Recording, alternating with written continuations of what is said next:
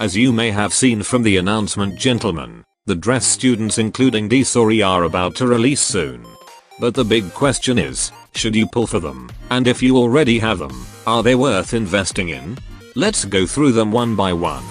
D.Aru. She's a supporter who mainly provides critical damage buff, rather than dealing damage herself.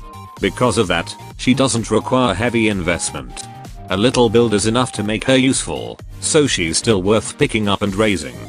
D.Aru, and single target piercing DPS. She does require heavy investment, but ever since D.Aru was released, most people have moved on to her instead. D.Aru is a fest unit, and naturally people trust fest students to be powerful.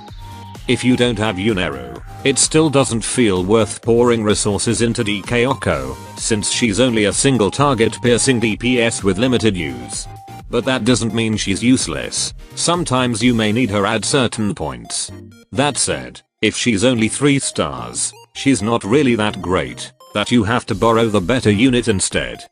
D.Aru, the newest dress student release. Honestly, she's mostly a waifu pick unless you specifically need her for the Tipthread final restriction boss battle, where she functions as the main AoE Sonic DPS. You can clear without her, but it's much harder and often not worth the stress. That said, you can also borrow D.Aru from friend supports or whalers, so she's not mandatory to own. In some cases, she's even a better bring than Ray for this role. Overall, the dress banner feels more like a waifu banner than a meta one.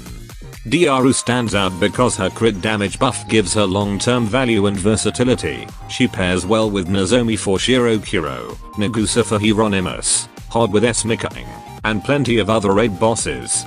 She's the safest pick if you want utility. Meanwhile, D.Aru and D.Aru just don't feel worth sparking for right now. Both require too much investment for too little payoff, and replacements exist that do their jobs better. But you might be wondering, what does D.Aru actually do? Well, as I mentioned, she's an AoE Sonic DPS. She's built for clearing mobs, and her basic skill increase skill cost by 2, and gain 1 stacks every time she kills 8 enemies, up to 3 times. At first, that limit of 3 might sound underwhelming, but in practice you rarely need more than that. Honestly, I never bothered to seriously challenge the Tipthread final restriction boss myself. I didn't feel prepared, and even if I was, I don't think it would be worth my time grinding that fight. Her other skills aren't bad either.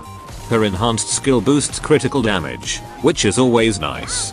And her sub-skill increases attack speed based on the stacks she gets from her basic skill. Up to 3 stacks, which together can give her up to a 100% attack speed boost. That said, I personally own her but never invested much into her. My focus has always been on building characters for regular raids rather than final restriction battles, so borrowing her from supports makes more sense than sinking resources into her. And where else can you actually use her besides that FRR boss?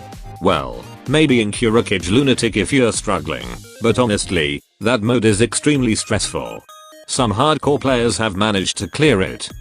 But the DPS requirement there is usually 2x Sanako and Ichika. In that context, D.Aru doesn't really have a spot, which is kind of unfortunate. So in short, skip these banners unless they're your waifus, and you've got spare Pyrox. Otherwise, save your resources for the upcoming Highlander twin banner, which looks stronger and better due to limited